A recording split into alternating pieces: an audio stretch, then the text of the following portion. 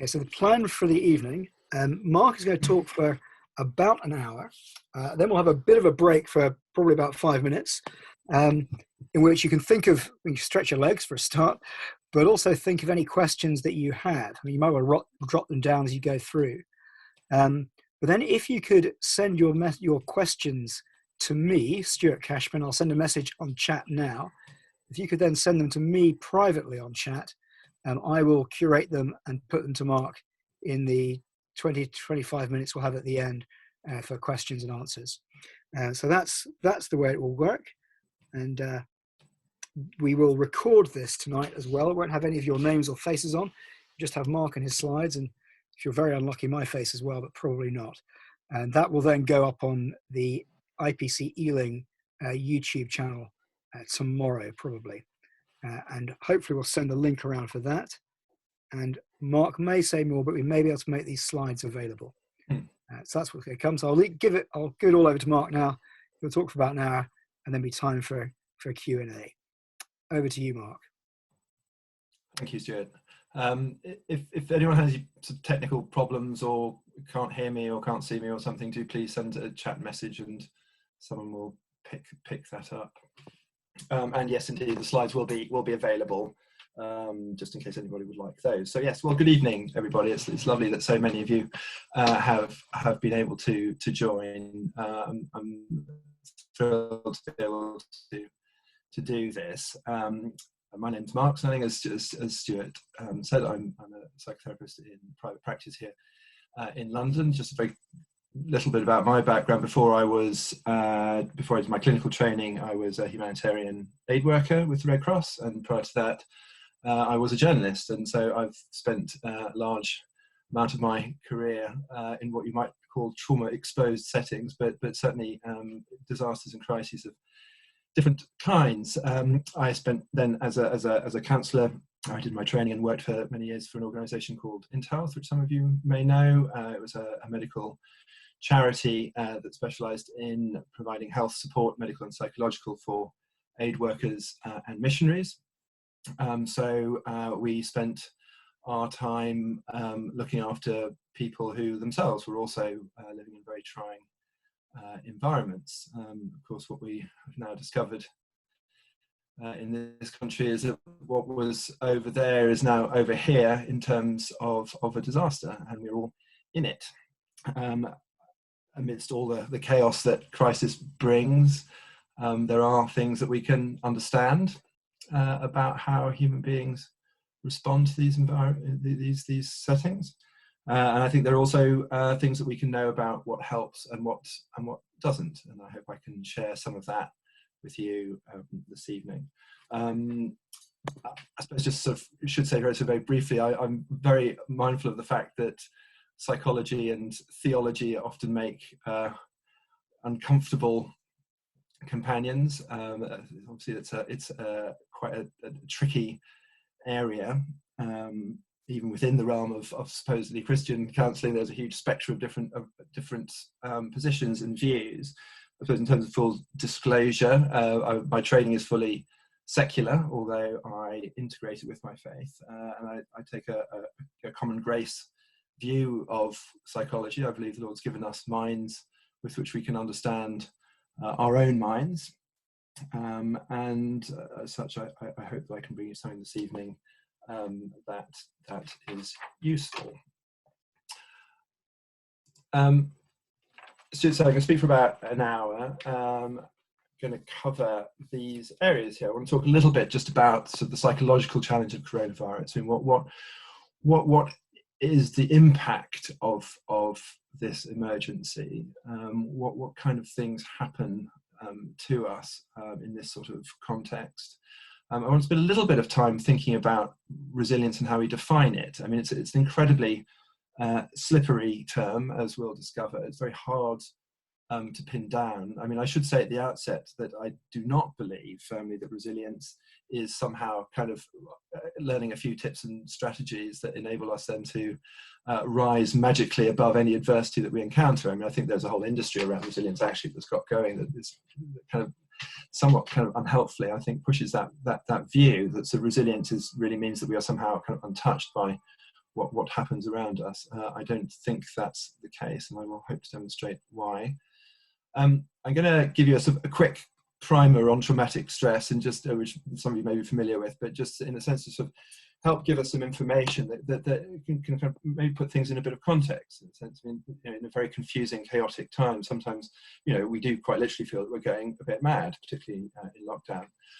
And I have found certainly in my practice that it can be incredibly helpful just to explain a little bit about what actually is going on in the body and the brain, which in a sense can kind of reassure us that sort of the reactions we're having are in a sense very normal reactions, but normal reactions to very abnormal circumstances.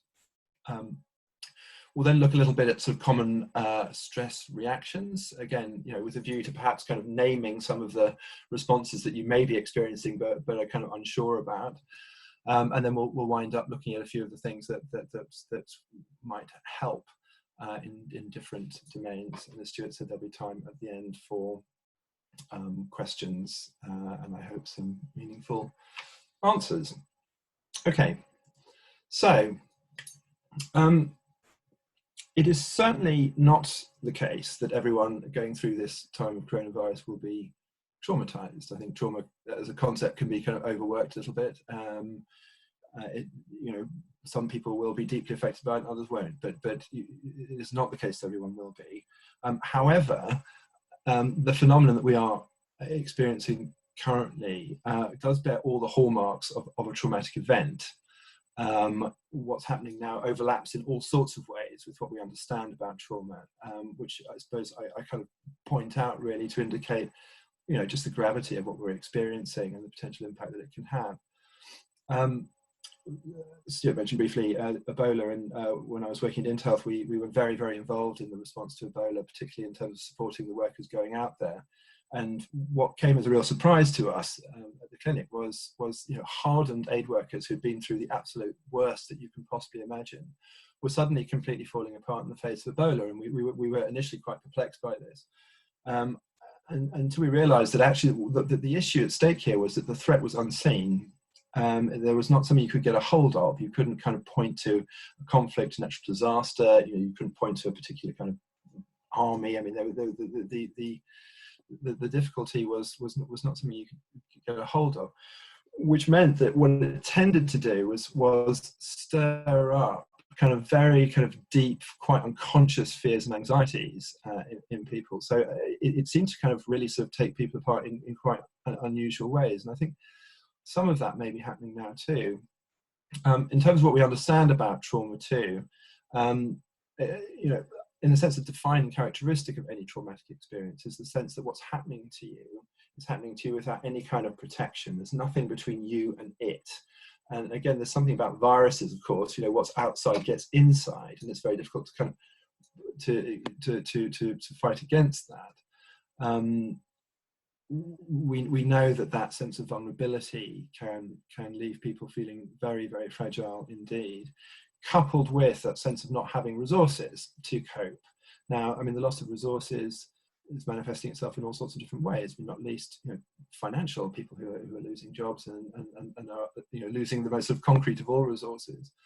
But I think people are sort of finding themselves, in some cases, at a loss as to sort of what to kind of actually do about any of this. I mean, even from sort of, again, the sort of loss of kind of concrete resources like PPE, but through to kind of more personal, resources of resilience that help people cope. Fear and helplessness is often a characteristic of trauma, and while there are all sorts of things you can do, a pandemic does leave people feeling, I think, often just powerless to respond. One of the big texts on trauma is entitled "Shattered Assumptions," and I think it kind of says it on the tin there. But the thesis in that book is that what trauma, one of the definitions of trauma is that it takes all our assumptions about how the world is and turns them upside down. So for the person who, say, is suddenly and brutally attacked, their assumption that the world is fundamentally a safe place is instantaneously torn apart. Now, given the sort of the massive kind of turnover of our lifestyles, I think one can definitely apply the shattered assumptions idea to what's going on. Everything that we took as read in terms of normal everyday life is now up for grabs. We have no idea where this is going. We have no idea what ordinary life will look like after this. So again, I think that very much applies. And then finally, this idea of unmapped experience. We are in new territory. We are meaning-making beings. We're always trying to kind of compare what we're experiencing with what we've known before. We want to orient ourselves. We want to kind of make sense of what's going on. And when you're suddenly shoved into an environment where that nothing that you've been through in the past helps you make sense of things, that can, in and of itself, be fairly traumatizing. I pulled this from one of the kind of standard manuals in the United States for training first responders in major disasters. I think it gives us quite a helpful little kind of roadmap. Now, of course, the problem with these is that invariably it's not going to turn out the way one imagines. But again, I think it's a potentially quite useful little sort of guide to what can happen in disasters. And you'll see this kind of roller coaster graph here. And in some ways, I guess we'll all be at different points along the way here. But what it shows is this idea that a disaster kind of looms. There's a sort of pre-phase characterized by a lot of fear and uncertainty. People see that something's kind of coming at them, not quite sure what's going to happen. People get very worried, naturally. You then have an impact in different kinds of ways. Now, I mean, coronavirus is a strange one, wasn't it? Because it seemed to be both sort of slow onset and rapid onset, in the sense that, we kind of could see it coming in one way or another. And yet the sort of the change when it hit seemed, certainly to me, extremely sudden. So there's this sort of impact moment where people basically experience shock and a certain degree of panic. And I think you saw that in that initial sort of wave of panic buying in the shops. People just sort of, there was a kind of headless chicken phase, which you always see in disasters, which then sort of paves the way to what they call here the heroic phase, where all of a sudden everyone's doing something. And people may be doing very good things, but there's a sort of very high level of sort of adrenaline fueled activity where everyone tries to get to grips with things. Interesting, they talk about a honeymoon phase, and of course, I mean, a lot of my work with aid workers is sort of working with kind of what one might call adrenaline junkies, the people who get quite kind of hooked on the excitement of it all. But I think that actually that phase can affect us all, is that suddenly it becomes, it's all very new, there's a sort of novelty, there's a kind of drama to it, and actually it can feel quite good. Everyone kind of pulls together, everyone's kind of doing good stuff, everyone feels kind of feels that there's a sort of common endeavour, which can actually feel, curiously quite positive. There's all sorts of energy that comes with that. Communities bond together, and then you get the dip. Now, I mean, I don't know, but just looking around, I get the sense that this is what's happened to quite a few people sort of over the past week or so. I mean, you seem to be hearing. I mean, I feel I'm hearing more about this now. That actually all that initial surge of energy has kind of dropped away quite quickly. And people are feeling, just more than a bit fed up, but people have had enough. I mean, I had one morning, I think last week, where I just couldn't get up. I mean, I just thought I just feel drained. I just couldn't be bothered. But I mean, it's a real sort of lethargy kicked in. But again, I think it's a very sort of common phase where people just get a bit sort of tired out. And then you begin to move into a kind of a recovery and reconstruction phase. One hopes that we're beginning to see some signs of, some things beginning to look as if they might be improving. Obviously still very uncertain, but then there's that sort of rebuilding phase. And now I've included this because I think it can be quite useful to orient ourselves, that if right now you're feeling like you really, you can't take it anymore, you've had enough, that's perfectly normal. I mean, there's nothing untoward about that. And kind of in a sense, when people hold on to the idea that this will pass. In terms of defining resilience, I mean, it's such a difficult concept, isn't it? I mean, as I said just now, I mean, I think there has been this sense at times that resilience means a kind of sort of rugged self-sufficiency, kind of autonomy, and I think our culture is quite good at sort of promoting that idea. But interestingly, I mean, where the research is sort of heading now is towards the idea of sort of healthy dependency. So actually the capacity to be dependent healthily on others is considered a sign of resilience. I mean, it's one thing to be able to kind of do all sorts of stuff, but actually the capacity to receive help to reach out, to ask for help, is actually, a sign of real resiliency. I mean, you've got to be able to do it in order to keep going. For many years, particularly in the States, a big sort of phrase that kept getting used in resilience literature was bouncing back. I mean, the whole study of resilience originated in engineering, where the idea is you have certain kind of materials that if you sort of pull them apart, they'll kind of bounce back to sort of just how they were before. So the idea was that, resilience is this capacity to sort of bounce back to how we were before the event. But, I have a real issue with that idea, in the sense that, I don't think we do bounce back to just how we were before. I mean, all the evidence points to the fact that we are changed by these experiences. There will be losses, there will be wounds, but there's increasing evidence that sometimes we're changed for the better. I mean, there's a whole literature on what they call post-traumatic growth. So we actually grow in all sorts of ways, but we are changed, and we have to accept that. People wonder whether resilience is a personal concept. I mean, is it something that I have? Is it me that's resilient, or is it the context that I'm in? Is it to do with the kind of the groups that are around me? Is it to do with the people that I know? Of course, fairly self-evident that it's both. But I think, again, one of the problems with sort of I got quite tired of sort of resilience workshops, because actually what was happening in organizations was they say you need to be resilient, but what got overlooked was the fact that actually the organization needs to be resilient as well. There needs to be stuff coming in from the outside to boost people. So one can have resilient individuals, but one can also have resilient churches, resilient families, resilient companies. There are all sorts of characteristics about groups that can be resilient or not. And then the big sort of, the really big core debate in resilience is it a trait or is it a skill? Is it something that is just how I am, or is it something I can learn? Now, again, research shows that there are certain traits that are consistent with resilient functioning. So people who are very naturally optimistic, for instance, and extroverted tend to be quite resilient. Now, you could argue you're sort of born with that, so that's just the cards you're dealt with. But again, increasing evidence that that resilience is something that you can learn, you can cultivate it, you can cultivate relationships, you can cultivate good physical health. There's all sorts of things you can do. Quite like this quote from George Viant at Harvard, who says, "We all know perfectly well what resilience means until we listen to someone else try to define it." And I think he's kind of nailed it there.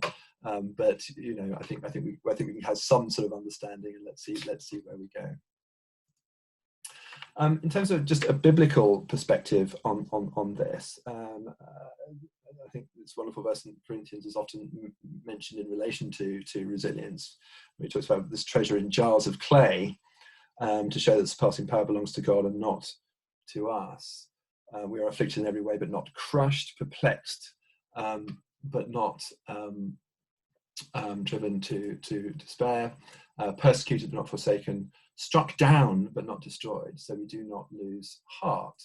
I mean, a point that I often make is that psychology has often taken a very long time to sort of catch up to where Scripture was all along, and I think Paul makes an incredible point here about the nature of resilience. I mean, we are fantastically fragile creatures. We are jars of clay, and yet God works through us to do extraordinary things. But I think what's so striking about this verse is that what he's not talking about here is any sort of stiff upper lip. I mean, he's not talking about just kind of keep calm and carry on. I mean, Paul's sort of really laying out here a sort of a full kind of gamut of extremely kind of emotional responses to adversity. I mean, there's no sense here of anything being suppressed. I mean, there's full expression here of challenge and difficulty and torment even, but there's also in this verse that sense that of carrying on. We keep going. We do not lose heart with God's power. And I think that there's something there that's so sort of accurate about what resilience really looks like. We might feel it's all a bit of a mess, And we might think that we're actually acting very chaotically, but actually if we sort of, we get to kind of carry on, you know, then there is resilience. I mean, again, what's so interesting in scripture when you kind of look at how this operates, though, is that, you know, we're not kind of passengers on this. You know, it's not that we're sort of, you know, crushed and perplexed and therefore we just kind of check out. You know, scripture is full of work. You know, there are things that we need to do, and our role is an active one. You know, for this I toil, struggling with all his energy that he powerfully works within me. And I mean, it is his energy, but I do still toil. There's stuff for me to do. You know, for this reason, make every effort to supplement your faith with virtue, and that, you know, but ending up with self-control, so that there are things that we do about our own responses. Now we do those with the power of God, but it's up to us to do that. I mean, I think there's a whole debate here about how this got sort of turned into a kind of rather grim Protestant work ethic, but that's a whole other debate, I think. But, you know, I mean, nevertheless, you know, I think there is stuff for us to do here. As Stuart mentioned at the beginning, you know, watch and pray, as Jesus says to the disciples. Now, Jesus knew they were going to fail, of course, one way or another. But what he didn't say was, I know you're going to fail, so why don't you all go and have a lie down? Don't worry about it. You know, I've got this. Leave it to me. You know, go and take a load off. I mean, you know, he's saying you must keep an eye, a close eye on what you're doing. You know, otherwise things are not going to go well. You know, there's action involved. In terms of the qualities of resilience, going back to the psychology, in my old job, we actually did a fair amount of work, so preparing organisations for kidnap. And funny enough, when I was going back through my notes, I found actually some rather useful material there for these days of lockdown. You know, what happens to people who are in captivity? And how do they cope? So a colleague of mine who specialises in working with people who've been kidnapped came up with this list of qualities that she had kind of noticed over the years of people who manage the experience of captivity successfully. I won't go in detail through all of these, but I think there's some quite interesting stuff in here. I mean, there's sort of determination, there's having information, there's sort of kind of being able to kind of orient yourself, know what's going on. Interestingly, this was secular research, but what came up time and time again was that the people who did well were the people who had faith. People who had some kind of guiding, motivating belief seemed to do much better than people who didn't. One I really want to pick out there is the people who were proactive about mental and physical health. So the people who didn't just kind of sit back and kind of wait for the cavalry to arrive. The people who really did kind of understand that they were in very kind of constrained circumstances, but then kind of made decisions to kind of try and keep themselves as healthy as they could, tended to do well. This little talk is called Resilience and Relationships, so I really want to draw attention to the centrality of attachment. You know, fundamentally we are relational beings. You know, we know this, we're created relationally. I mean, if Genesis tells us anything, you know, man was not meant to be alone. You know, we were right from the outset created to have both a vertical relationship with God and a horizontal relationship with each other. And again, the secular psychology catches up with this, but many of you will be familiar with what's known as attachment theory, which is a whole body of research that's gone on over the last, 50, more than that, decades now. But basically showing that, you know, that we are fundamentally, you know, our innate motivating force is connection with other people. It's not learned behavior, we're born with it. We are absolutely hardwired for connection and interdependence. So, you know, when it comes to resilience and our capacity to deal with stress, the very first thing that we will tend to do is look for relationship as a way of mitigating that stress. What attachment research tells us is that, you know, when we are kind of securely attached, that enhances our capacity to know ourselves, to know others, to give and receive support, which is obviously going to boost our resilience, and you know, in very straightforward terms, you know, our capacity to solve problems. So, you know, attachment really is absolutely key to being able to function in a resilient way. I'll sort of end this little section with this quote, which came from a project done a little while ago called the International Resilience Project. This was, I think, 1,500 participants interviewed across 5 continents. It's a bit wordy, but I think it's worth reading, because I think it kind of, in a sense, captures something of the sort of multifaceted nature of resilience. But this is what they said: in the context of exposure to significant adversity, whether psychological, environmental, or both, resilience is both the capacity of individuals to navigate their way to health-sustaining resources. Now, those resources would be both external and internal, I think. So including opportunities to experience feelings of well-being. But it is also a condition of the individual's family, community, and culture to provide these health resources and experiences in meaningfully cultural ways.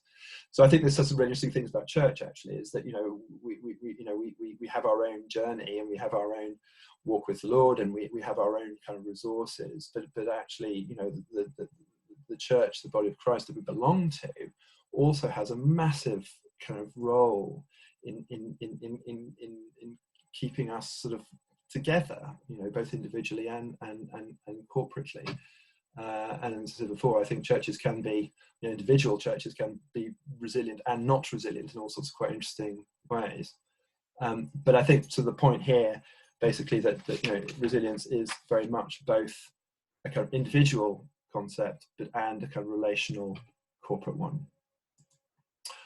Okay, so that's the sort of kind of preamble, really. I'm just going to give you a very sort of quick and dirty kind of rundown, really, of how stress works in the body and the mind. Some of you may well be familiar with some of these concepts, but I hope that it's useful to review them. In a kind of grossly oversimplified way, you know, one can think of the brain as consisting of 3 main parts. We have the brainstem, which is basically pure survival, totally instinctual, totally automatic. It governs, you know, basic functions, you know, digestion, reproduction, circulation. It's also the brain's kind of sensory switchboard. So data comes in from the outside world and gets funneled through the brainstem, as you know, it is the kind of switchboard in the brain, except for smell, of course, which comes through the nose. And there's a whole other thing about why smell is a slightly different sense, but fundamentally things come through the brain stem. It then hits the limbic system, which is in the midbrain. This is the part of the brain that deals with emotions. So it's kind of our feeling brain, if you like. There's also lots there to do with memory, which is why severe trauma can have such a devastating impact on memory. You know, people will have all sorts of difficulties with memory who have been through acute stress experiences. But basically, you know, that's where our feelings happen. It's also the part of the brain that assesses risk. So the limbic system is constantly scanning our environment for the things that might kind of threaten us, which might then require action in order to survive. And then, last but not least, at the top we have the prefrontal cortex, that is basically where the brain kind of organizes itself. It's where we think. It's where we put things in context. It's where language sits. But it's also kind of where we're able to kind of make sense of the stresses that befall us. So if things are kind of going according to plan, you know, something stressful might happen, like you hear a big bang outside, that comes through the brainstem, the limbic system fires, you get a kind of reaction. If all is going according to plan, the limbic system fires up, you know, sends a bunch of stress hormones into the body, we kind of get ready to respond. But if everything's kind of working as it should, the message will then hit the prefrontal cortex, which then kind of analyzes the situation and helps us kind of make sense of what's going on. So either there's a real threat that has to be responded to, so, you know, we take some action, or we find actually that the threat isn't real, and so we don't have to worry about it. So, but either way, you know, there's a shock, and we kind of go back to normal. Here's my very favorite little revolving head graphic. I love this guy, but the two little red nodes you see in there, those are little clusters of cells called the amygdala, which sit in the middle of the limbic system in the midbrain. So that really is those are the bits of the brain that really kind of pick up any kind of alert and threat. So I've just sort of mentioned a kind of ordinary stress response. If the stress is either too big to cope with, either, you know, it's so massive that we just can't sort of deal with it, or it goes on for too long, we then start getting into kind of trauma reactions. So there's the ordinary kind of fight-flight response, which is a kind of, you know, basic stress response. You know, either we're going to sort of fight the threat off or run away from it. But when the trauma becomes more entrenched, of course, we can become either kind of very aggressive or kind of very evasive, and I'll come back to that in a minute. Freeze responses are when people just don't know what to do, so they kind of just freeze, you know, and that can be very difficult in recovery because people sort of feel they should have done something but couldn't. You get what's called the fold flop response, which is a kind of submission to what's going on. I mean, you just don't even try and do anything. It's different from the freeze, because the freeze is quite kind of active in some ways, but fold flop is just kind of, you know, fall apart. And then you have what's called the tend befriend. So people sort of set about trying to kind of look after everyone. It's actually it's a sort of a lesser known trauma response, but it's often seen. I mean, you know, Stockholm syndrome is an example of this. You know, people are kidnapped and they try and be very nice to the kidnappers as a way of trying to survive. It also shows up in kind of compulsive caregiving. So people who just, you know, completely abandon any notion of their own kind of well-being and just spend all their time kind of obsessing about what to do for everybody else. But that can also obviously be problematic. The concept that I really want you to get a hold of in terms of what we're talking about here is what's called the window of tolerance. So all of those reactions are hooked up to our nervous system. And the autonomic nervous system has two branches. One is the sympathetic, the other is called the parasympathetic. So the sympathetic is a bit of the nervous system that it's like the body's accelerator. It's like, right, I'm going to take action now, I'm going to do something. Parasympathetic is the bit of the nervous system that can kind of calm us down. Now, the window of tolerance will vary for everybody. Everyone has a different kind of window, basically. But what that describes really is any kind of experience that seems manageable. So you don't have to be necessarily calm. You have to even be happy. But what's happening inside your window is that, you know, your nervous system is going up and down. You know, I might get a bit stressed. I might relax. You know, I have a good day. I have a bad day. But essentially, all of that is happening inside of the sort of window of what is manageable to you. You know, what feels that experience that you feel you can cope with. Otherwise known as the resilient zone, which is the kind of American version, but I think window of tolerance sounds much more kind of proper. But it's basically where you're feeling kind of that you're coping, and I think in terms of kind of self-awareness, it's actually a really useful concept, so that we actually know the difference between when we're coping and when we're not. You know, so much difficulty when it comes to resilience is we just don't realize that we're sort of getting overwhelmed, but because we don't realize it, we don't do anything about it, and you know, that can end up, you know, getting burnt out. It can end up, you know, with severe stress, can end up with all sorts of things. So I think it's quite important that we kind of get hold of a sense of sort of what it looks like for us to be inside the window, because when we're outside of it, this is what happens. So we go kind of into either what you might describe as a sort of high zone or a low zone.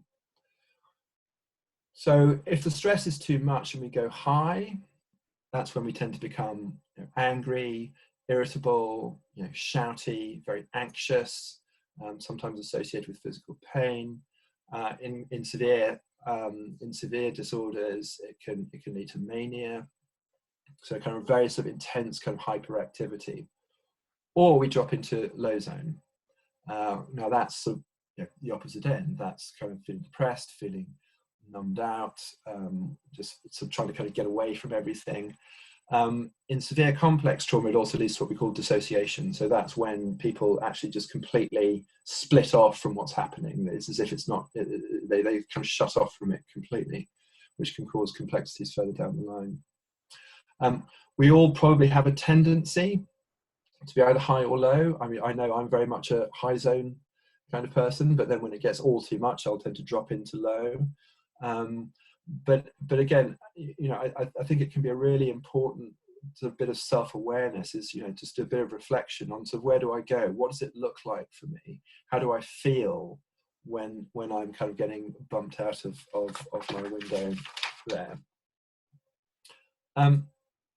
Some people have just wider windows than others. You know, I mean, certainly, you know, they've done all sorts of research on kind of special forces soldiers, and, you know, yes, they have all sorts of training, but it does seem to be the case that they are just, you know, there are some people out there who are just able to deal with phenomenal amounts of stress and not get bumped outside of their window. So some people have just huge windows, and good for them. But for the rest of us, there are factors that can narrow our window. There's some quite compelling evidence that up to 20% of people are just constitutionally sensitive, and we're just born that way.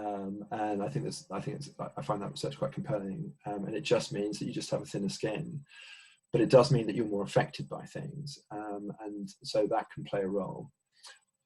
People who have what you might call an avoidant coping style. So, you know, if your sort of usual way of dealing with things is to try and kind of sidestep it, get away from it, pretend it's not there, that tends to cause difficulties further down the line. I mean, slight statement to the obvious, but people who have had very difficult and challenging either, you know, environments growing up, emotionally or physically, will tend to experience, you know, be more vulnerable to stress later on. People have had previous traumas, so if things have sort of, you know, happened in the past, that can create vulnerability in the future. Physical illness makes people more vulnerable, as do, you know, other current difficulties, including bereavement or loss. Going back to the attachment piece, I mean, one of the major risk factors is a lack of social support, which again is, you know, where sort of the church can really come in. You know, loneliness really does kill people, and, you know, so, you know, I think, you know, churches can, you know, really need to be at the forefront, obviously, of being alongside those who don't have those kinds of resources. Now, it's a bit of a grim list, this one, but again, I mean, my invitation to all of you really is to reflect, really. And, you know, if there's anything on this list that sort of, you know, resonates, or you sort of feel, gosh, maybe that's me, you know, I just encourage you to kind of find someone to talk to about it, you know, think about it, reflect on it, and do reach out. You know, there's nothing, you know, we all have vulnerabilities, and of course, you know, if the jars of clay verse tells us anything, you know, it's that, you know, if we think we're not vulnerable, we are kidding ourselves. So, you know, I think, you know, knowing our own weak points is in itself a very resilient thing to do, because you can then, you know, get the support that you need. Okay.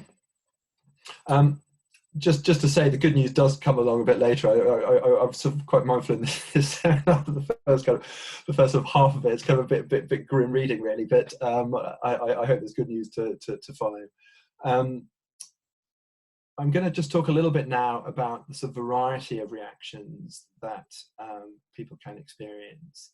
And again, this is really just in the service of helping you kind of perhaps kind of name something that's happening to you or someone who's close to you, you know, and then maybe, you know, with that awareness, then sort of, you know, you can use that to do something about it. So, the spiritual impact of stress and trauma is an interesting one. I mean, I think there are all sorts of things that can go on spiritually as a consequence of adversity. Now, of course, we know, you know, we have an enemy who's out to get us, and so there's all sorts of kind of attack that goes on. Certainly in all my years working with Christian workers and Christian organisations, I mean, it's sad to say, but when things go wrong, I mean, they go really, really wrong. I mean, I think sadly, when Christian organisations collapse, there can be a kind of a level of toxicity that you almost don't find anywhere else. So, I mean, I think it's important that we be kind of clear and honest about what can go on spiritually. I mean, in this time of kind of lockdown, I think there are phenomenal opportunities for spiritual growth, but there are also some real risks. A few here. One term which I think is quite helpful is what's known as spiritual bypass. The idea here is that a kind of one's faith is used as a kind of avoidance strategy. Now, I mean, lots and lots of people who end up in my office talk about difficult experiences over the years where they've tried to talk to someone at church about their struggles, and what they'll get straight back is a Bible verse and an offer of prayer. Now, don't misunderstand me. I'm not saying that Bible verses and offers of prayer should not be happening all the time everywhere. I mean, that is how we roll. But there can be a problem if that is used as a way of somehow distancing from what may be very difficult feelings. I don't think it's a stretch to say that some different denominations perhaps some have different kind of challenges, and I sometimes wonder whether the Reformed world does sometimes have a bit of an emotions problem. It's kind of we if there are difficult feelings going around, we need to sort of let's not get too sort of involved in that. So, I mean, I think it's just something worth bearing in mind that as we've seen in some of these verses, I mean, there's nothing in Scripture that doesn't say we don't feel things. I mean, look at the Psalms. Goodness me, I mean, there is no holding back there in terms of expression. So, I mean, I think there is a way in which sort of it can all be sort of sat on by well, here's the verse and please leave me alone. Something to look out for, I think. Another consequence is what one might call functional atheism. So you've got the doctrine, the verses, there's no doubt problem going on, except that you live as if none of it were true. Now, I mean, I recognise this one, and I mean, I sometimes feel I can go sort of days on end in this state. But when I get stressed, I actually kind of completely lose hold of truths of our faith. I mean, it's just gone. I'm sort of back on my own strength. I'm trying to do it all as if it was all down to me. I'm sort of just on that kind of hamster wheel of activity, because I think that if I don't kind of keep going, things are going to collapse. Talking of collapse, I mean, there is a significant literature on the relationship between trauma and meaning. Trauma and acute stress seem to directly attack people's sense of meaning. I mean, it's back to the shattered assumptions idea. I strongly recommend, if people are interested, Diane Langberg, who's a psychologist, Christian psychologist in the States, who's a phenomenal trauma clinician.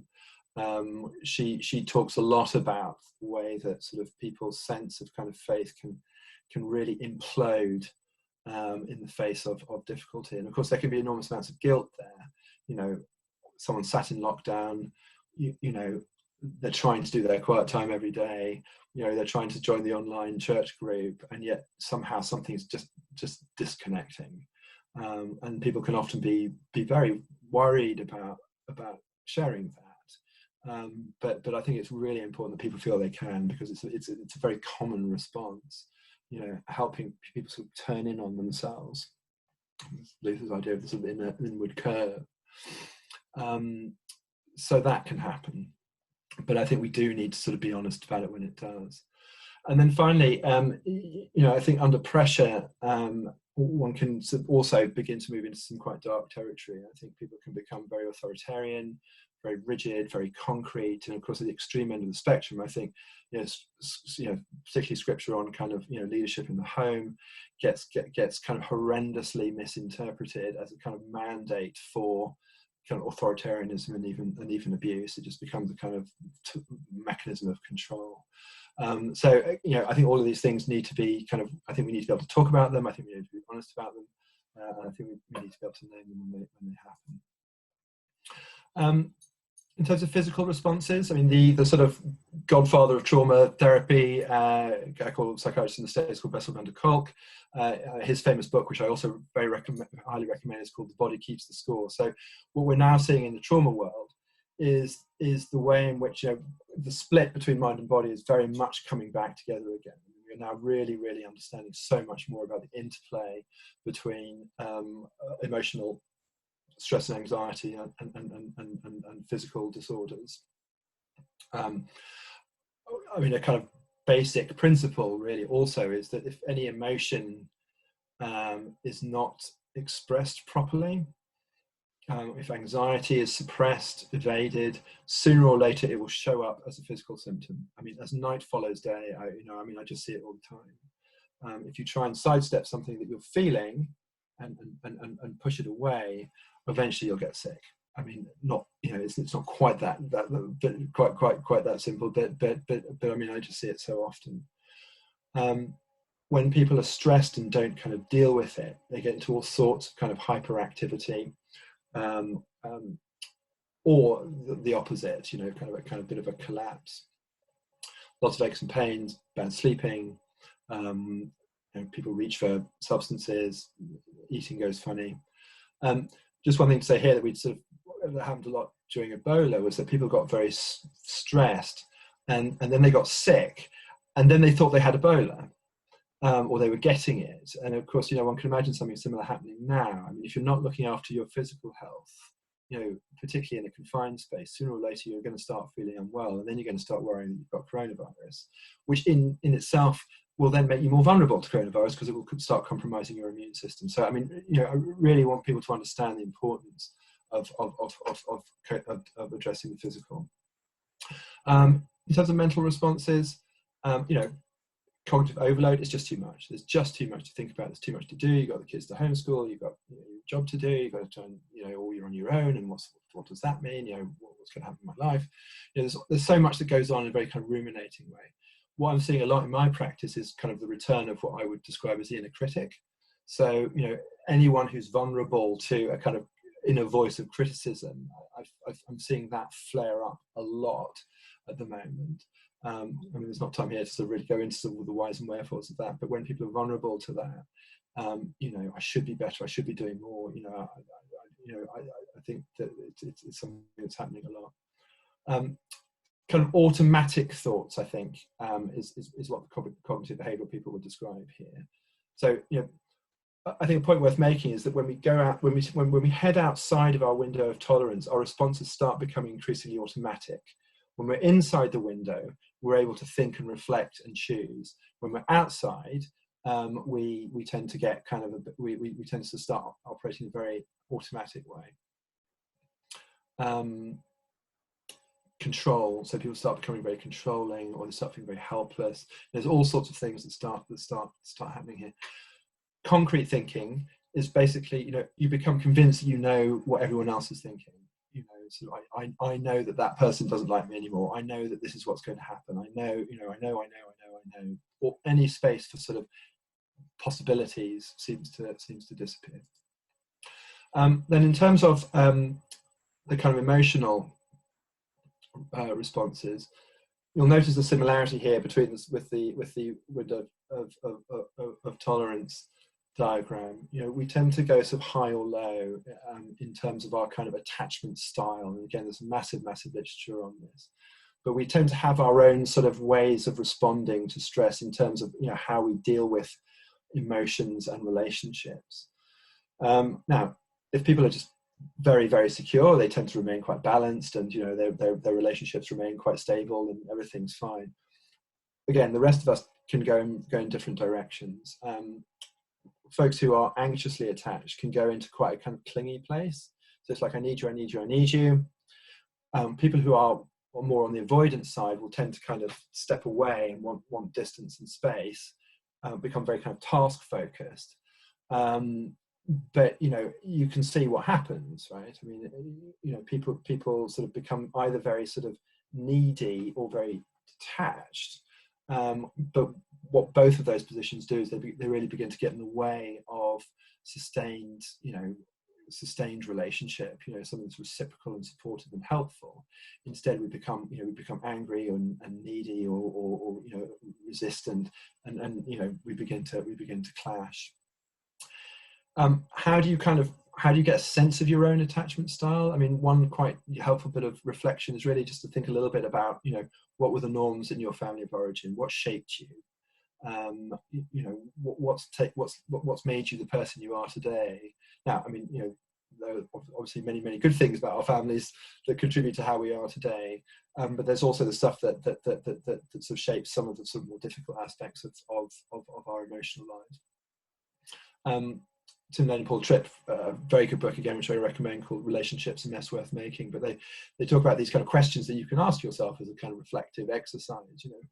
What were the unspoken rules in my family?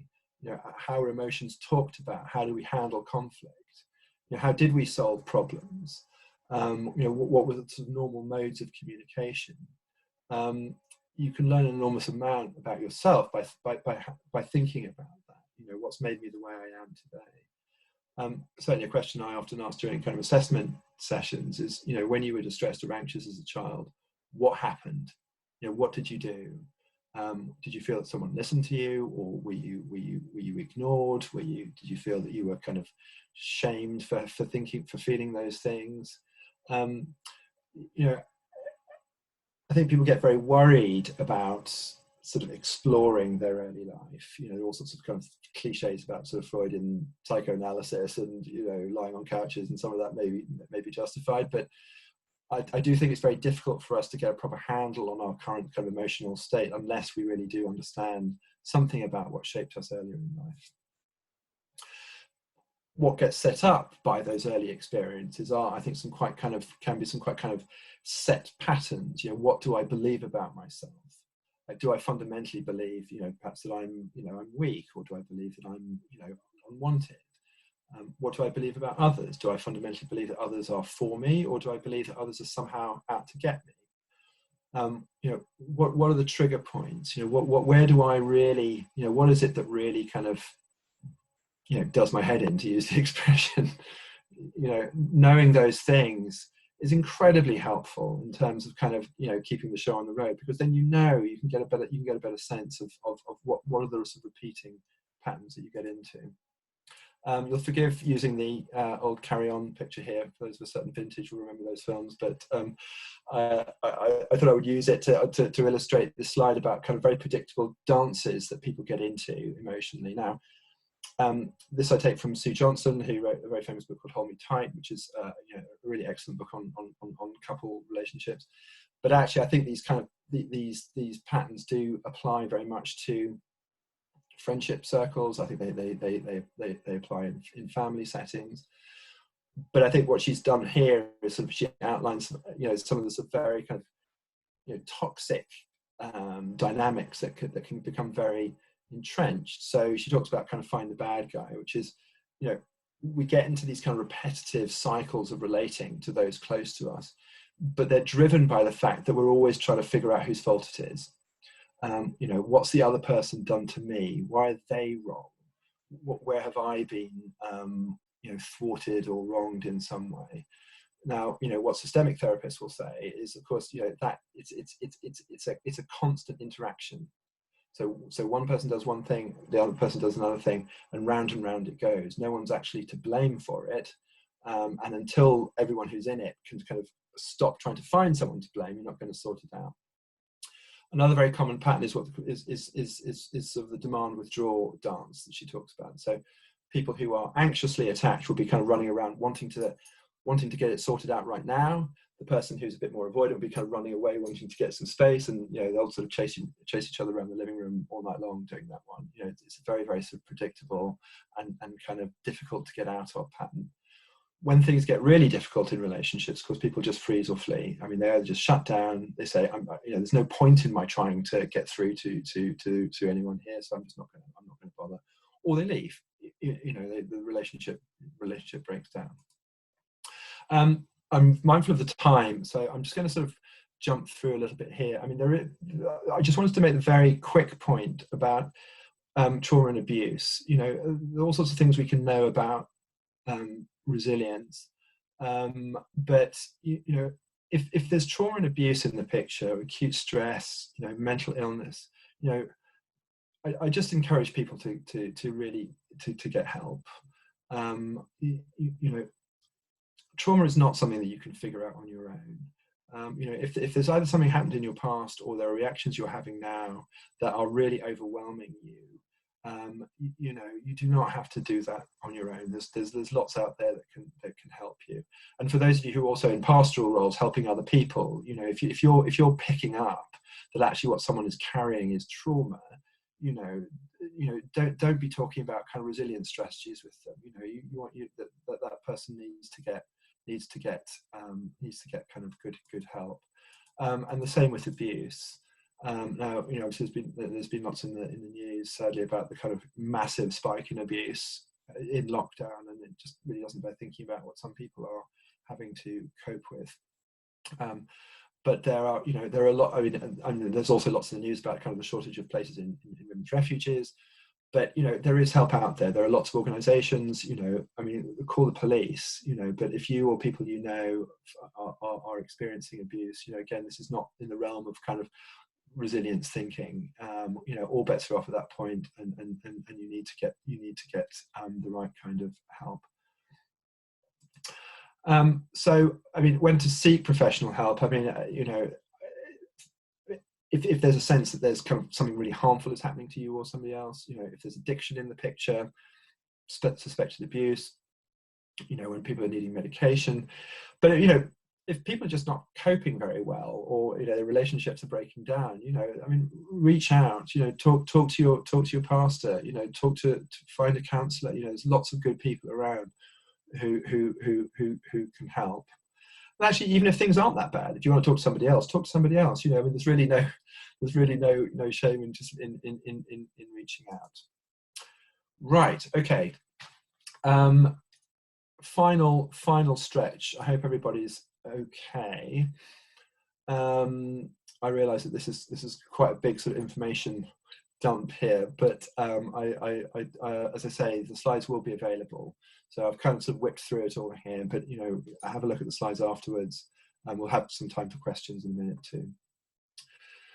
Okay, so how do we respond to all of this? What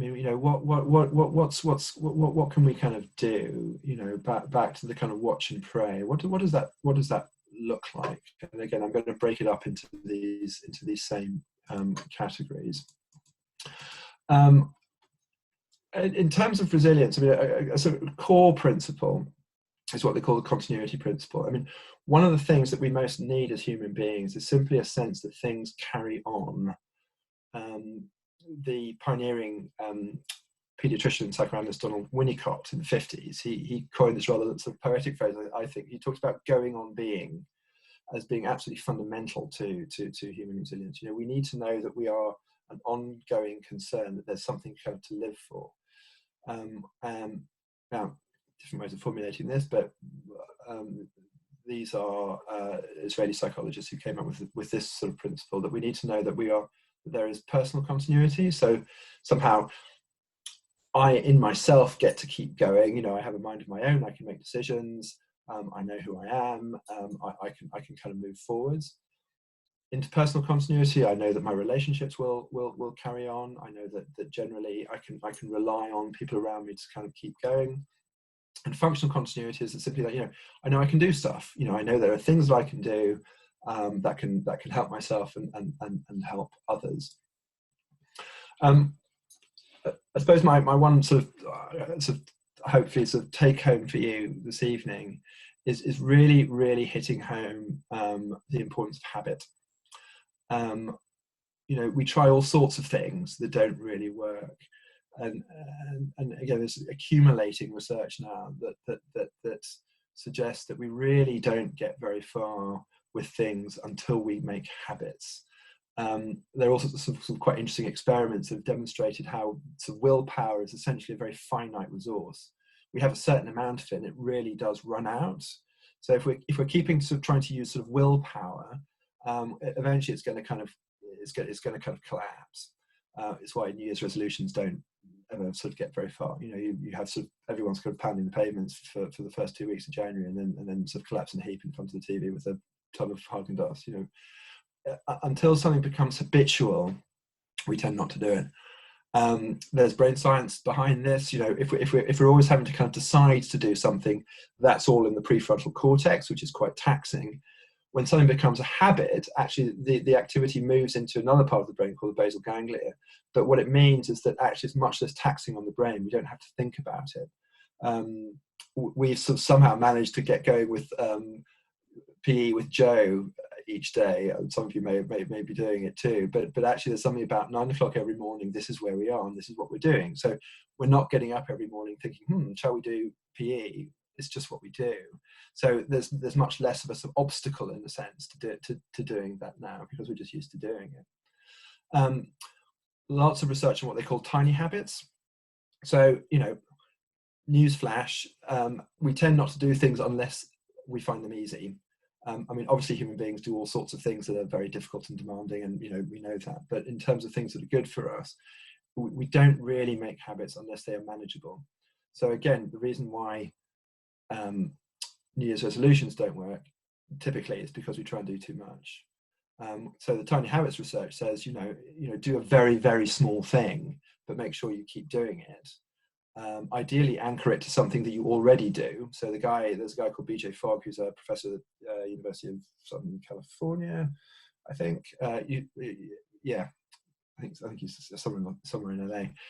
But he sort of tested this out by doing one press up every time he'd gone to the loo, and he knew he was going to go to the loo, so he just hooked the press up to going to the loo, and that's how he started.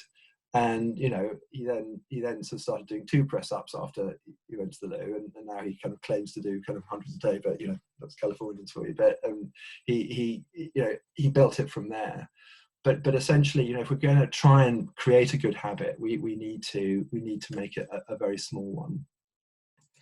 And I think that another sort of quite useful idea is what they call the choice point. It's a slightly corny term, but in all of this, there is a moment where we get to choose to do either sort of the right thing or the wrong thing. So I've done this as traffic lights. There will always be a moment when we can stop, recognize that we're getting kind of bumped out of our window one way or another. We're stressed, or things have got too much, and we can choose. We can notice, what am I thinking? What am I feeling right now? What do I need? And then we can make a choice. Do we move towards something that is kind of consistent with beliefs, values, goals, something that we feel is going to be good, or do we move away from it? So back to the categories. In terms of sort of kind of spiritual resilience, there's a very nice little book by Kirsten Burkett, who teaches up at Oak Hill, on sort of resilience and spirituality. But she comes up with a rather kind of lovely conclusion that fundamentally being a Christian is good for you. She did a huge review of the research on resilience, but realized that there is so much in the life of faith that actually maps directly on to the resilience literature. So all these things that are known to promote resilience are part and parcel of the Christian life. Now, I guess no surprises there. If God created us, for flourishing, it shouldn't necessarily come as a surprise that the life He ordains for us is the one that's going to kind of be kind of maximally beneficial. But all of these things, being able to kind of accept adversity and deal with it, the ability to find meaning in difficulty, sense of transcendence, all of these things, kind of forgiveness, I mean, social networks. I mean, there was quite a lot of research done some years ago on looking at sort of the links between church going and depression, and it found that sort of people who go to church tend to be less depressed than people who don't. An interesting point she makes is that, of course, she feels that the secular research literature tends to overplay the power of human beings, our own self kind of efficacy, whereas she's saying that actually, because what we are looking to God, we're not trying to do it on our own steam. That somehow that sort of makes it so much more effective. So I found this quote from the Church Father John Chrysostom in his commentary on Ephesians, when Paul's talking about putting on the new self. Chrysostom writes this: tell me what good it is to weed a garden if we do not plant good seeds, sow good habits and dispositions. To be free from a bad habit does not mean we have formed a good one. We need to take the further step of forming good habits and dispositions to displace what we have left behind. So once again, this has been known about for a while, and the psychological literature finally catches up. But I mean, he's understanding there, isn't he, that yes, it's by the power of the Spirit we put on a new self in Christ, but actually it's the habits that we cultivate within that then promote that process. So habits are disciplines, and we have them in abundance, all the things that we can do. You can find on YouTube, Tim Keller did a very good little meditation on resilience a few weeks ago, but he was talking about the aftermath of 9/11 in New York, and how a few kind of pastors got alongside him and really kind of reinforced him the importance of maintaining all of these practices. He references the passage I think in Mark where Jesus rises very early to pray, to sort of get away from everybody in order to do that. But he makes the point that sort of the busier Jesus was, the more time he needed to spend kind of on his own talking to his Father. These are things that are most likely to get squeezed in a crisis. So now kind of in lockdown, we might think, there's just too much going on. But actually, more than ever, it becomes imperative that we make the space for these means of grace. When it comes to physical activity, I mean, I think the tiny habits thing is really important here. I mentioned this with PE with Joe, but sort of, doing some form of exercise every day. I mean, Bessel van der Kolk talks about this in terms of trauma recovery. Acute stress, particularly trauma, tend to kind of separate us from our bodies. We end up very much inside our minds, and actually really getting into our bodies is a very, very kind of effective way of discharging stress. Obviously I had to put a disclaimer here, if you've got any kind of physical issues, do get that checked out. But I mean, even stretching, is really helpful. There's some quite interesting research linking strength training to trauma, and so actually sort of it's quite sort of significant exertion seems to be able to actually do a lot to get people back into their bodies. The only caveat there, and I'm afraid it's not so pleasant to mention, but for people who have suffered sexual abuse, that one can be a bit difficult.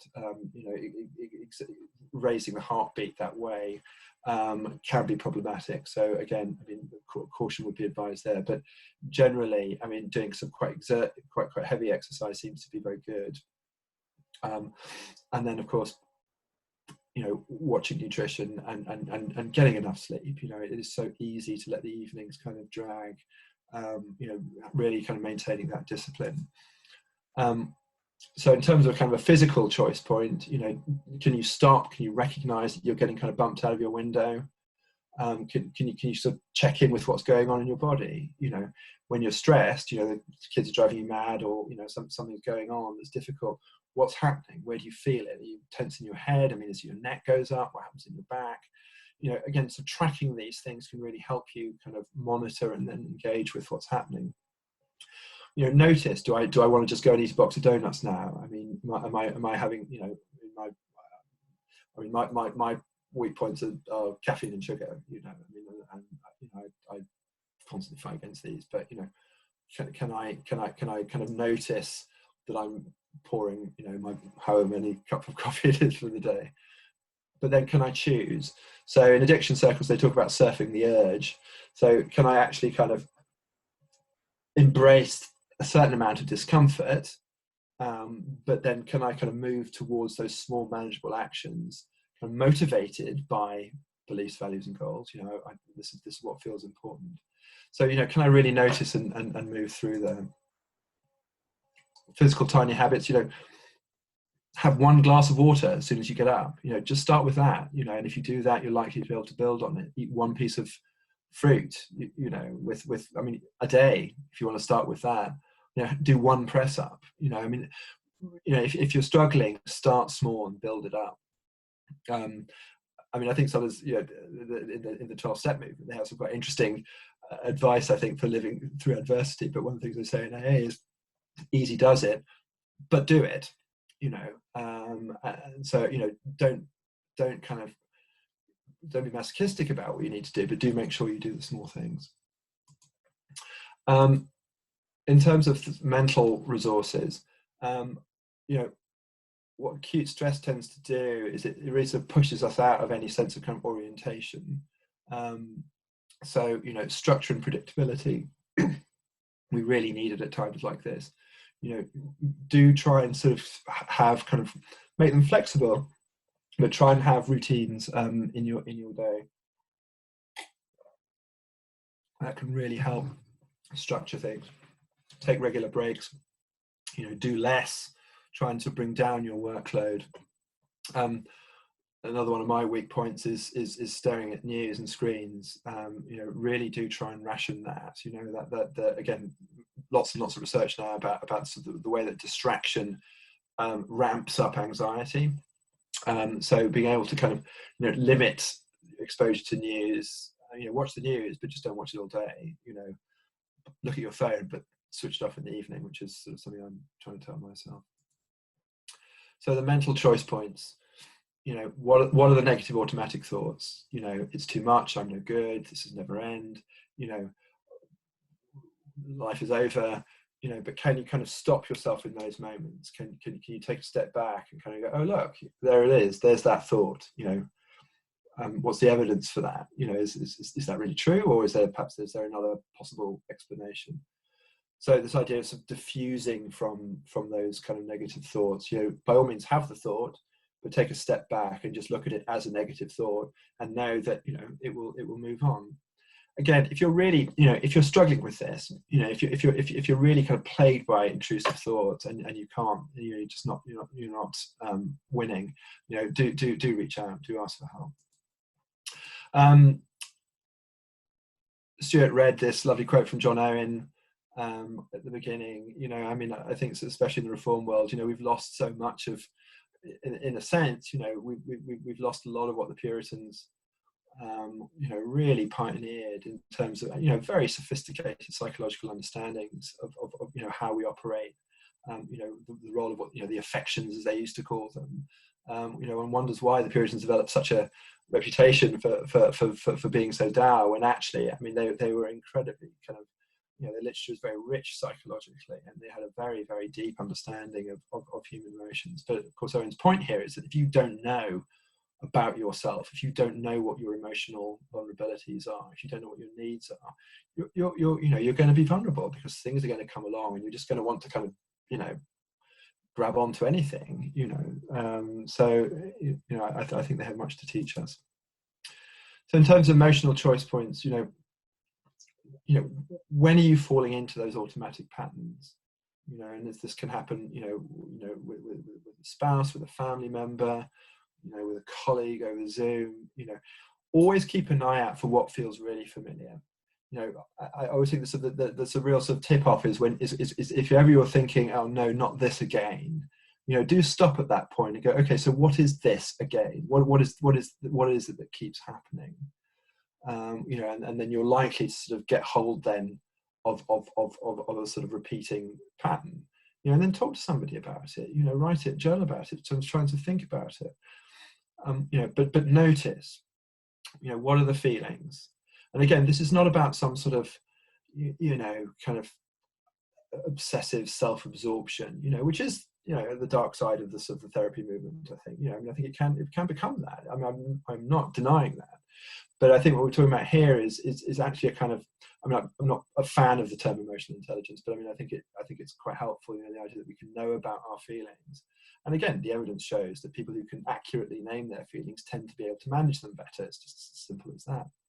And then we can choose, we can choose to try something different. We can choose to take a different approach, and not try and blame the other person, not try and go into that kind of attack mode, not try and run away. We can perhaps stop and be interested in what their perspective is, be interested in what the kind of, what's the dynamic, and then one can potentially move forward. Very, very quickly, I think that actually lockdown is an extraordinary opportunity to build relationship. It's such a powerful way of maintaining our resilience. I think we have the opportunities during this time to really kind of get close to people. Some of the guidelines for those kinds of conversations. When things have gone wrong, what has happened, but can you observe what's happened without judging? Can it not be an evaluation? So instead of, when you stormed out of the room, it's like, well, when you left the room last night, that felt difficult. It's trying to remain as neutral as possible in describing what's gone on. If there's been a difficulty, can you clearly communicate your feelings? So by not pseudo feelings is what's used in some of the literature. So if you say to someone, I feel judged, that's not really a feeling. What you're saying is, you're judging me. It's actually an accusation. If you say, I feel sad when you do that, or I feel alone when you do that, it's going to much more, it's not going to push the other person into feeling defensive. Clearly communicating needs and requests, I think, become so vital. We want to assume that people kind of just know somehow what we need and want. But actually, all the evidence shows that actually, if you can be clear about communicating that, I would like it if you did X, Y, Z. We know this from, I used to do a lot of workplace mediation, and we always needed to come up with an agreement at the end. What would you like? What would help? If the other person did this or that. But if you're going to make requests, make them doable. Make them manage. Make sure that the person you're talking to knows what it is that you're asking for. Don't just say, I want you to be better, or I want you to be nicer, or I want you to be so different. I want you to be not like how you are. Being sort of quite sort of specific, really, about what you would want from them, I think can really help. Because it's based about trying to kind of get into conversations where people don't feel attacked. And if you can do that, you can really get somewhere. Affirmation, affirm. We so often don't just say, thank you for that thing that you did. That really meant a lot. We sort of assume that people might know, but actually it really builds people up to tell them that. And then forgiveness. Do I really need to say more? The act of forgiveness, yes, it can be difficult, yes, it can be painful, but if we hold on to it, if we hold on to grievance, we are going nowhere. I'm not going to read this whole verse, but I kind of finish on it because it's hands down my favorite verse in all the scripture. Paul's prayer for the Ephesians, they would just know God's strength and his love. But what the only point I wanted to make here is that the connection I just had not made, of course, is that Paul wrote this in prison. He was confined. Now, I don't want to make kind of crude parallels between lockdown and the kind of conditions that I'm sure he was experiencing, but isn't it amazing? He uses this kind of spatial description of the love of Christ. Comparing with all the saints, what is the breadth and length and height and depth, and to know the love of Christ that surpasses knowledge, that you may be filled with all the fullness of God. I mean, there's something, isn't there, about how, you know, this sort of collapse of space that we're all kind of experiencing, and yet, you know, we don't. This is not on our strength. We don't have to do this ourselves. There is this kind of this infinite spaciousness that we enjoy. And this is certainly my prayer for all of you. We made it. Your heads might be spinning. I hope everybody survived. I hope everyone's still here. I don't know if people have run away. But Stuart, I don't know if you want to field some questions. Maybe we can take a little bit of a break, maybe for a minute or two. Yeah, certainly. Thank you very much, Mark. That was as thorough and helpful as always. I suggest everyone takes a deep breath and perhaps goes and grabs a drink or something.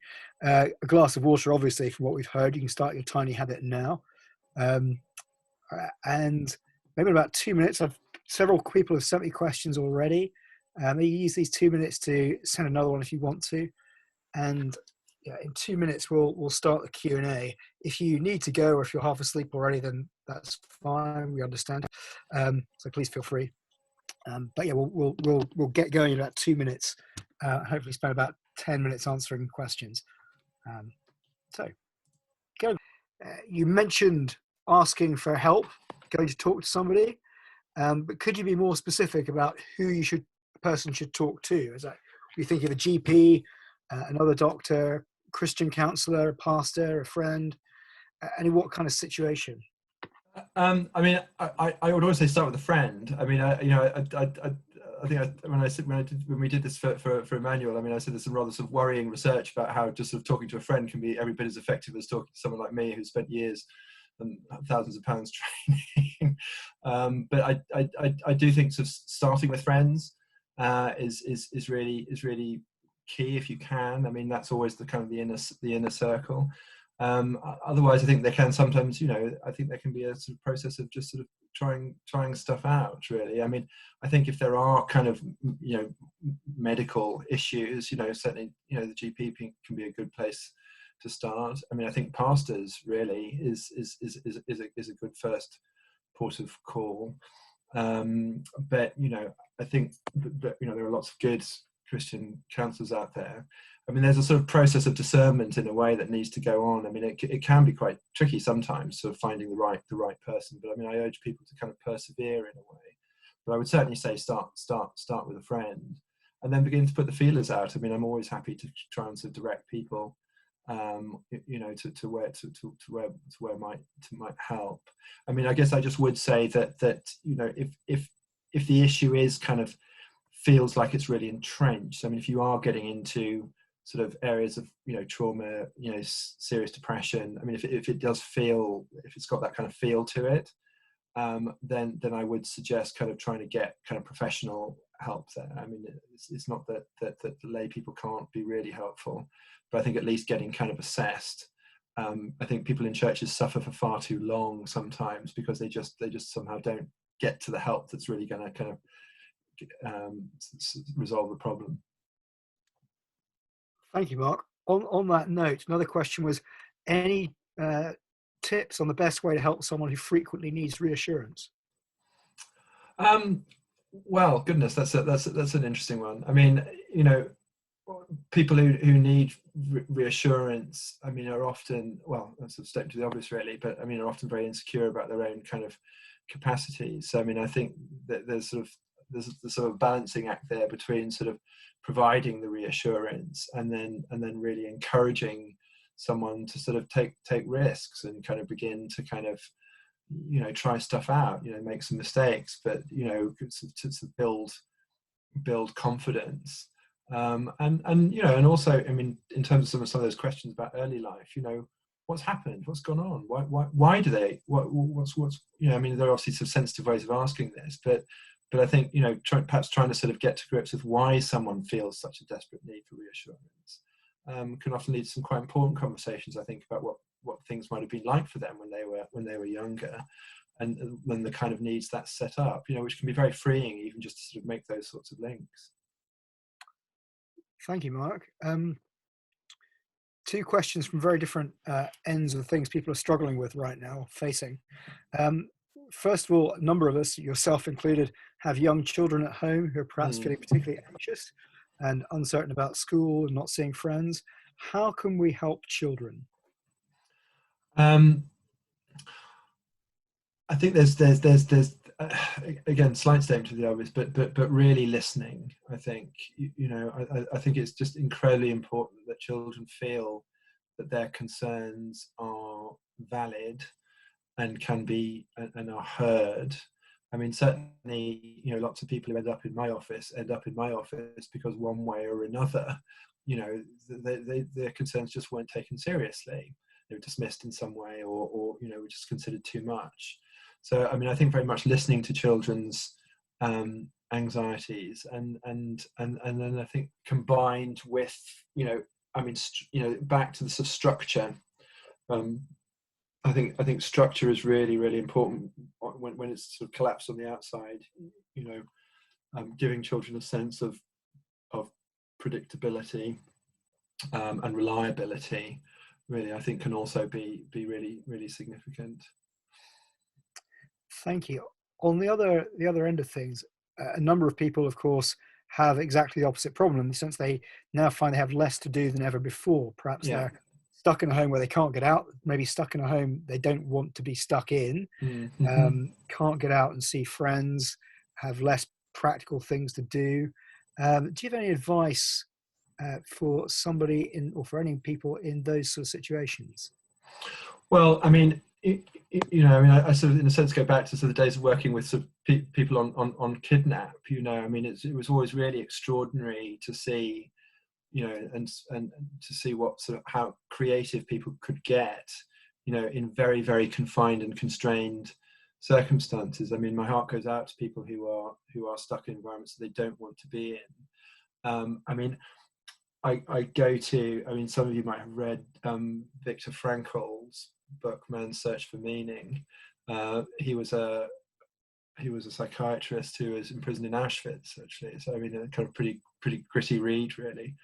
But his point there was that actually, no matter how difficult and challenging, we all have the one sort of thing that you can't take away from people is their choice of how to respond. And then sort of going back to the Kidnap thing, the people would sort of find ways of structuring their time. They would find kind of projects, things to think about, things to aim for, things to work on. They would keep themselves as healthy as keeping themselves as healthy as they can. So I mean, I don't know if that sort of fully answers the question, but I do feel that there is something about kind of creating those structures. And having kind of goals, and of course, back to the sort of means of grace, and then really making sure that one is kind of spending that time, in prayer and scripture, and reaching out to others whenever you can. Thank you. Would you add anything to that, Mark, for people who perhaps have lost their jobs at this stage as well? So there's an ongoing uncertainty even after some of these restrictions are ongoing financial hardship as well after some of these restrictions are lifted. Yes, I mean, in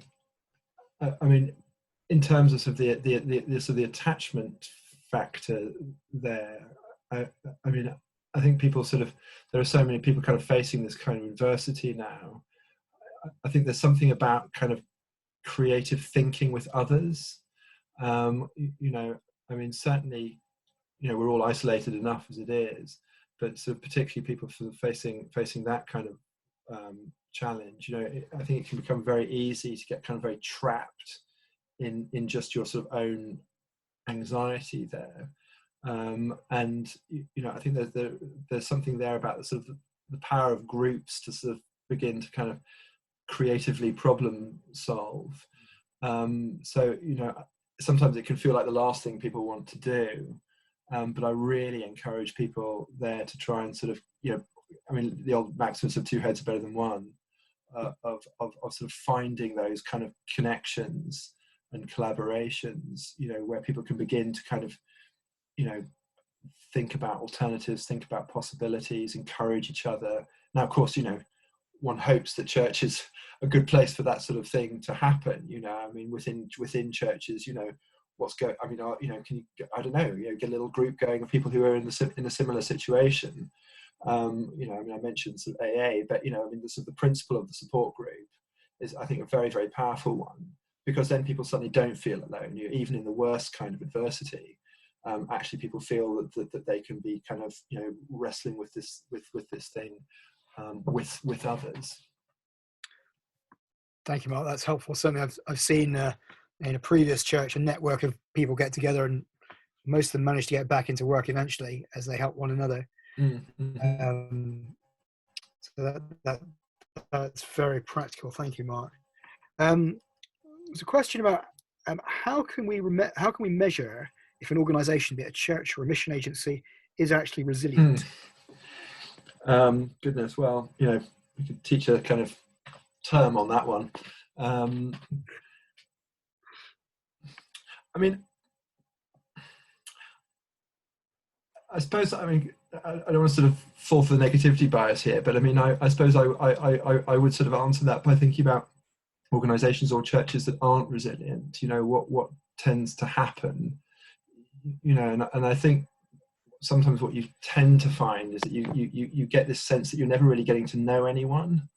You know, that there's the sort of the smile and there's the sort of a kind of superficial friendliness, but actually, you know, you're not necessarily feeling a sense of involvement in the lives of those around you. You know, people begin to start kind of suffering in silence. I mean, of course, I mean, in my job, I've seen rather too much of kind of church conflict, and in Christian organisations too. So I mean, you know, one sort of symptom of not a resilient church is where, you know, people start kind of badly falling out with each other. You know, you can begin to get the kind of development of kind of sort of factions, I think, is one sort of warning sign. I mean, I think sort of resilient churches are where people feel safe. You know, I think you can sort of sense that there's a level of sort of honesty, you know, that people feel they can talk honestly, they can take risks with each other, and I think that then sort of, you know, you can almost sort of feel it. I think sometimes, you know, you just sense that people aren't scared to talk about difficult things, and in so doing, you know, they're supported and they kind of, you know, they get through it. Great. Thank you, Mark. I hope that's helpful to those who asked the question. Got several more. I'll try and race through. Lots of people have asked Mark about books and further resources, and presumably we can also send out your reading list that you recommended. Yes, and I'll add a few to that as well. I'll have a look at that, and I'll send out a list of a lot of the source material from this presentation and some others added onto that too. Yeah, those of us like me who bears a little brain might also value the top recommendation. I don't know whether that's relationships and math worth making, which you mentioned earlier, or something else. But if you perhaps highlight one, yes, most useful if that's not too different. Sure. Yeah. Right. Excuse me. Trying to get through things I think will be most useful to most people. Someone has asked, how do we communicate all this with non-Christians without missing out the Bible bits, but also without without avoiding the biblical truth that's in there?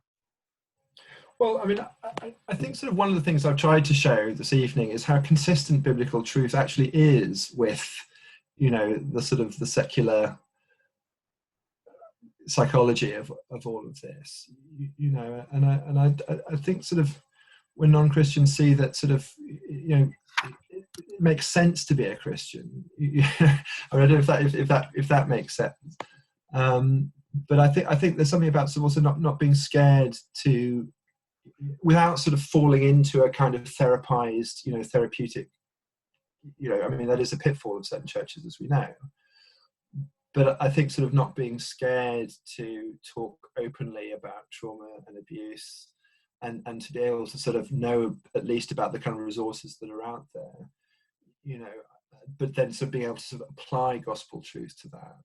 You know, I mean, I think, I don't know, I feel that there's something quite powerful about that. So people sort of don't feel that it's got to be one or the other. You know, I mean, I think a lot of people I've come across who've suffered greatly in churches, one way or another, and I'm sure it's not sort of intentional, but somehow sort of feel they have to sort of leave a lot, they can't sort of talk about kind of emotional, psychological issues at church. But then similarly, you know, non-Christians sort of, you know, can they really, you know, can you find a kind of common language really to talk about these things? So I think there is something about kind of not being afraid to sort of engage the culture, you know, on its own terms in some ways, but then also the full knowledge that you get to kind of bring something else to it that is both kind of consistent with what we know about kind of stress and trauma, but also obviously goes far beyond it. Thank you, Mark. I think two more questions I've got here that people have sent in before yet more people go.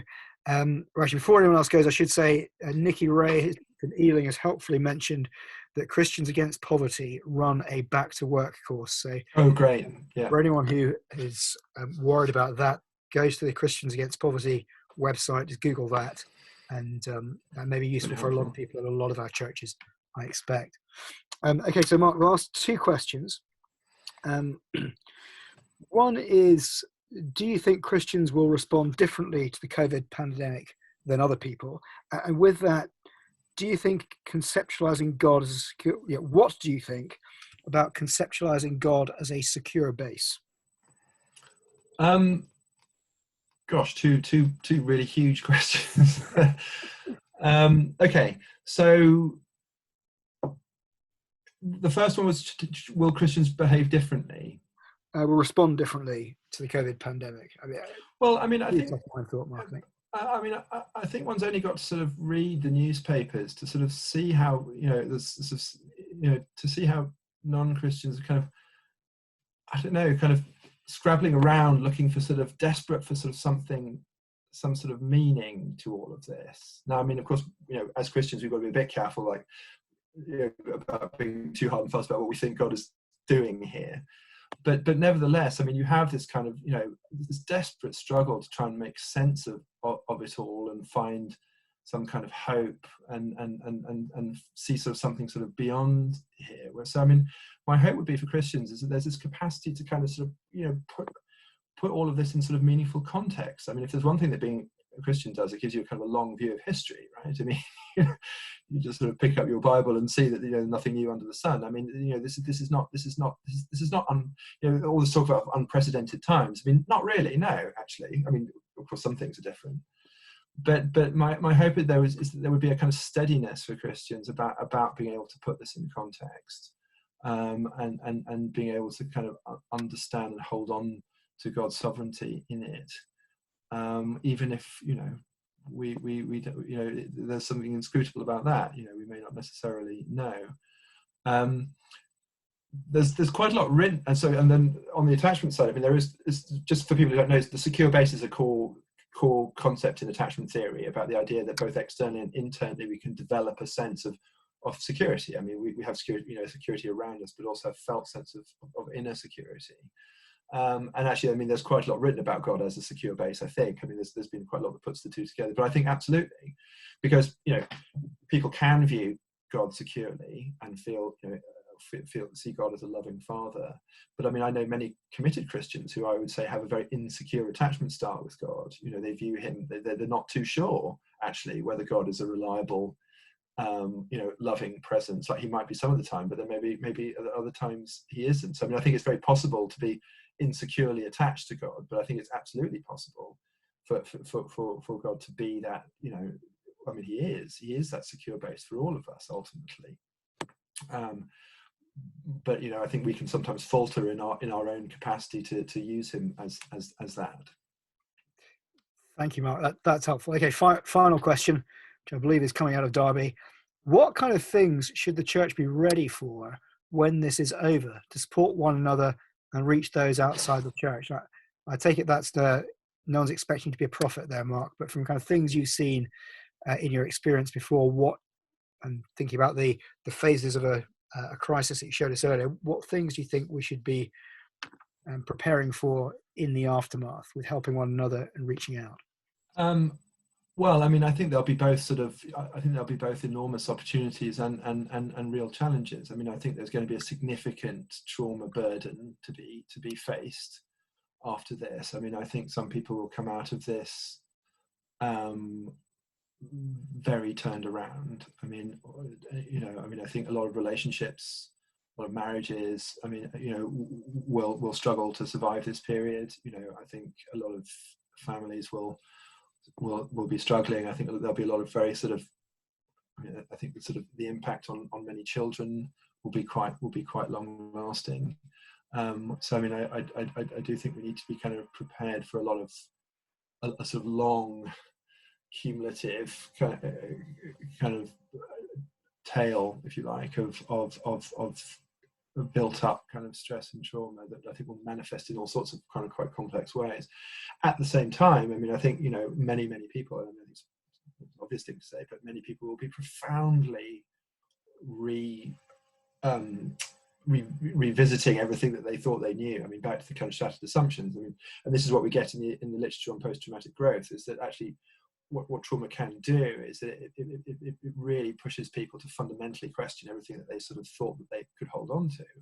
So actually, I think there is enormous opportunity here. I mean, I think people are desperate for meaning. I mean, like real meaning, and I think there'll be an openness to the gospel after this, that I think will potentially be quite unprecedented in some ways. So I mean, I think there's going to be both sort of a lot to kind of, a lot of people who need kind of really looking after, but also, I mean, I think there's a lot of people who are going to be really sort of hungry for something, because what they thought was enough, what they thought was going to kind of get them through, has turned out to sort of not deliver. Okay, Mark, thank you very much, and a big thank you to everyone who's signed in tonight. Stayed the course as well. Sorry for running over a bit as well, folks. Apologies. The 89 devices that still signed in. Well done. Gold stars for all of you. Let me just